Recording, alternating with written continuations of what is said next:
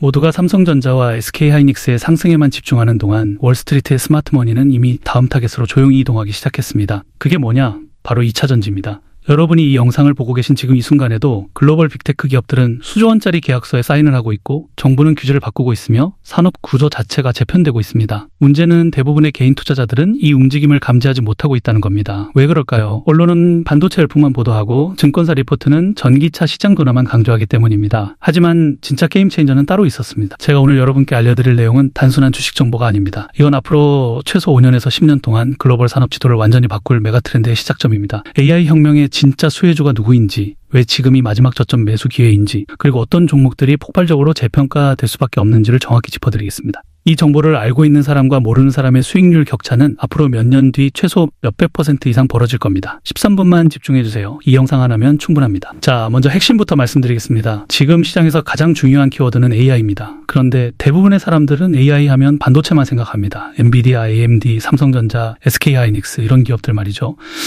물론 맞습니다. 이 기업들은 실제로 엄청난 상승을 했고 지금도 강세입니다. 하지만 여기서 끝일까요? 절대 아닙니다. AI 산업의 진짜 보틀넥은 반도체가 아니라 전력입니다. 마이크로소프트, 구글, 메타, 아마존 같은 빅테크 기업들이 지금 가장 골치 아파하는 게 뭔지 아십니까? 바로 AI 데이터 센터를 돌릴 전기가 부족하다는 겁니다. 여기서 놀라운 팩트 하나 알려드릴게요. AI 데이터 센터를 짓는데 100조 원을 투자한다고 가정하면 그중 70%인 70조 원은 반도체를 사는 데 쓰입니다. 그럼 나머지 30조 원은 어디에 쓰일까요? 바로 전력 인프라입니다. 30%라고 적다고 생각하시면 안 됩니다. 지금 전 세계적으로 AI 데이터 센터 건설 붐이 일어나고 있는데 이게 한두 개가 아닙니다. 수백 개, 수천 개가 동시에 지어지고 있습니다. 그럼 30%씩만 계산해도 어마어마한 시장이 열리는 겁니다. 그리고 이 30조 원이 바로 2차 전지 시장으로 흘러들어갑니다. 자, 이제 왜 배터리가 폭발할 수밖에 없는지 정확한 논리를 설명드리겠습니다. 첫 번째, 전력 수요 폭증입니다. 미국 에너지부 발표 자료에 따르면 2035년까지 미국 내 데이터 센터 전력 수요가 현재 대비 30배 증가할 것으로 예측됩니다. 30배입니다. 이게 어느 정도 규모냐면 지금 미국 전체 전력 소비량의 상당 부분을 AI 데이터 센터가 차지하게 된다는 겁니다. 문제는 이 전력을 어떻게 공급하느냐입니다. 원자력 발전소를 짓자고요? 시간이 얼마나 걸릴까요? 최소 10년에서 20년입니다. 화력 발전소도 5년에서 10년 걸립니다. 그런데 AI 기업들은 지금 당장 전기가 필요합니다. 내일 당장 데이터 센터를 가동해야 하는데 전기가 없으면 아무 소용이 없는 겁니다.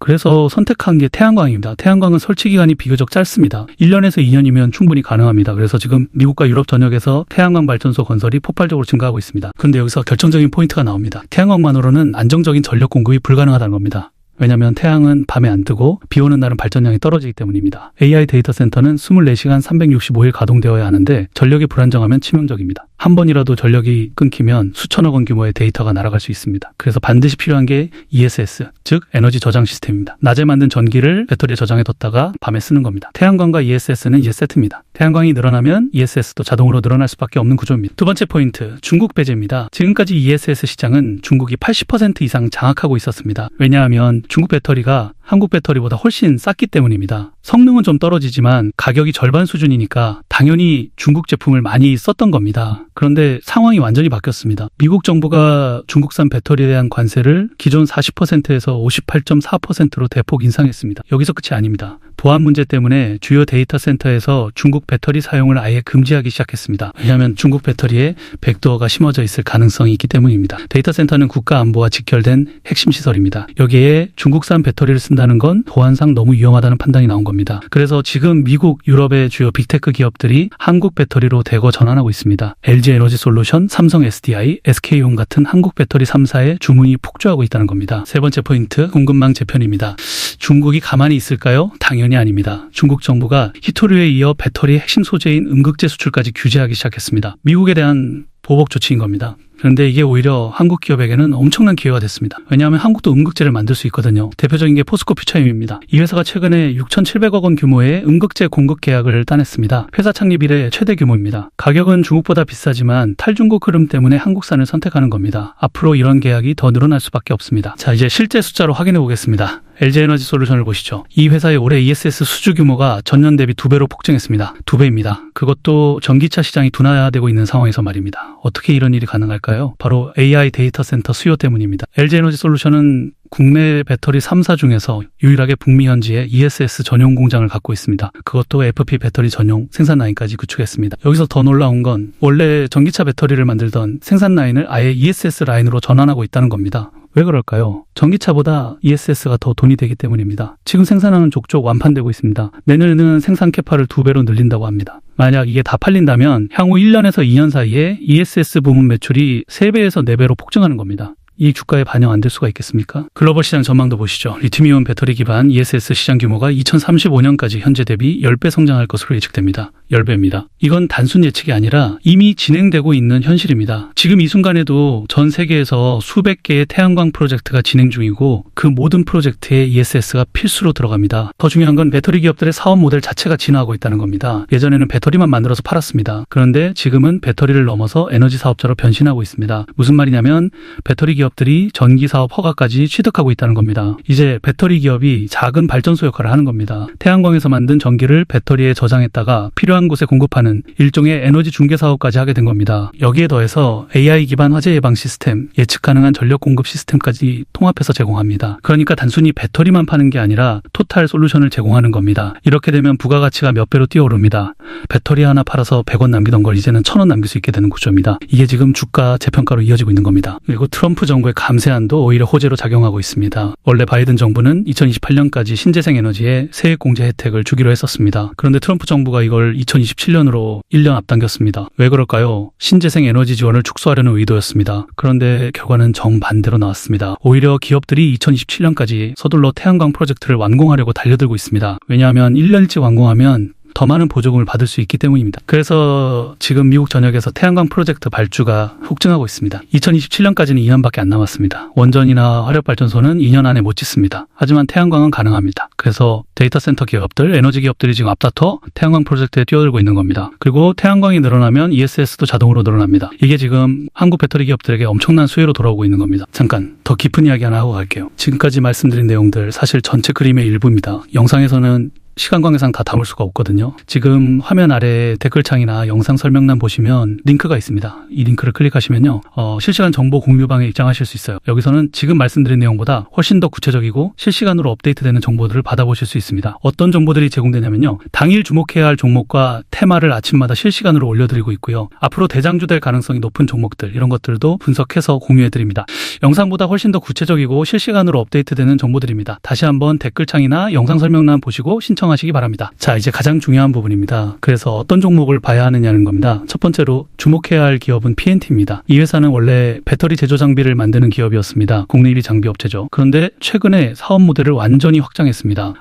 장비만 만들던 회사가 이제 배터리까지 직접 만들기 시작한 겁니다. 여기서 핵심은 롤투롤 기술입니다. 이게 고효율 배터리를 만드는데 필수적인 기술인데 PNT가 이 기술을 보유하고 있습니다. 그래서 AI 수혜주로 새롭게 주목받고 있는 겁니다. 더 놀라운 건 이 회사가 LFP 각형 배터리 생산 체제를 구축했다는 겁니다. 그것도 장비부터 양극재 그리고 배터리 조립까지 수직 계열화를 완성했습니다. 무슨 말이냐면 배터리를 만드는데 필요한 모든 걸 자체적으로 다 할 수 있다는 겁니다. 원래 삼성 SDI, LG에너지 솔루션 같은 대기업들만 할 수 있던 일을 중견기업인 PNT가 해내고 있는 겁니다. 이게 중요하냐면 장비 회사에서 제조 회사로 업그레이드 되는 순간 밸류에이션이 완전히 달라지기 때문입니다. 장비 회사는 고객사 실적에 영향을 받지만 제조 회사는 직접 시장 수요를 흡수할 수 있습니다. 이익률도 훨씬 높아집니다. 그래서 지금 PNT가 재평가 국면에 들어가고 있는 겁니다. 두 번째로 주목할 기업은 신성이엔지입니다. 이 회사는 원래 반도체와 2차전지 클린룸 전문 기업이었습니다. 그런데 최근에 사업 영역을 신재생 에너지와 데이터 센터 쪽으로 확장했습니다. 특히 태양광과 ESS를 연계한 통합 에너지 시스템을 구축하고 있습니다. 여기에 더해서 차세대 데이터 센터 냉각 기술인 액침 냉각 시스템까지 개발하고 있습니다. 왜 냉각이 중요하냐면 AI 데이터 센터는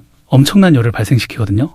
이 열을 식히지 못하면 서버가 다운됩니다. 그래서 냉각 기술이 필수인데 기존 공냉식으로는 한계가 있습니다. 그래서 액침 냉각이라는 새로운 방식이 나온 건데 신성이엔지가 이 기술을 선점하고 있는 겁니다. 데이터 센터 전력 공급, 냉각, 운영 솔루션까지 토탈로 제공할 수 있다는 게 이 회사의 강점입니다. 현재 주가는 바닥권에 있는데 앞으로 AI 데이터 센터 시장이 폭발하면 이 회사도 같이 재평가될 가능성이 큽니다. 세 번째는 포스코 퓨처엠입니다. 아까도 잠깐 언급했지만 이 회사는 배터리 핵심 소재인 음흑재를 만드는 기업입니다. 최근 6,700억 원짜리 예약을 따냈다고 말씀드렸죠. 이게 왜 중요하냐면 지금 미중 갈등이 심화되면서 배터리 소재 공급망이 재편되고 있기 때문입니다. 중국이 음극재 수출을 규제하기 시작했으니까 대체 공급처가 필요한 겁니다. 그 수혜를 포스코 퓨처엠이 받고 있는 거죠. 가격은 중국보다 비싸지만 품질과 안정성 면에서 우위를 점하고 있습니다. 앞으로 탈중국 흐름이 더 강화되면 이 회사에 대한 수요는 계속 늘어날 수밖에 없습니다. 그리고 포스코라는 대기업 계열사라는 점도 신뢰도를 높여주는 요소입니다.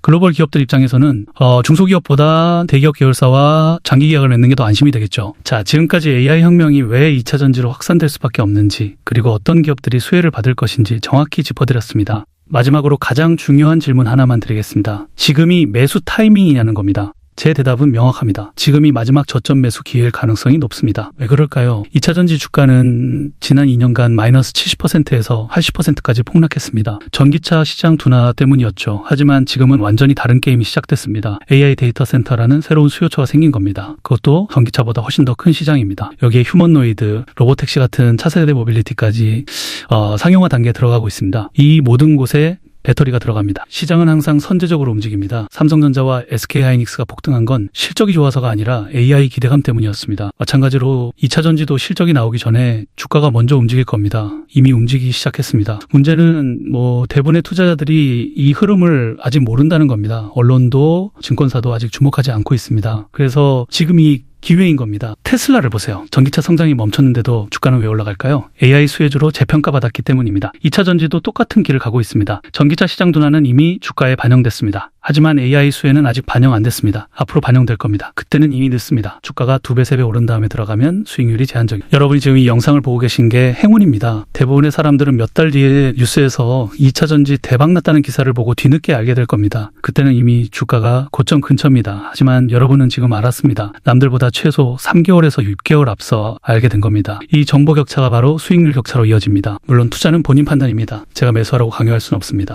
하지만 최소한 이 흐름은 알고 계셔야 합니다. 모르고 놓치는 것과 알고도 안 하는 건 완전히 다른 문제니까요. 오늘 이 영상 하나로 여러분은 시장보다 한 발 앞서 나갈 수 있는 정보를 얻으셨습니다. 이제 선택은 여러분의 몫입니다. 마지막으로 한 가지만 더 말씀드리겠습니다.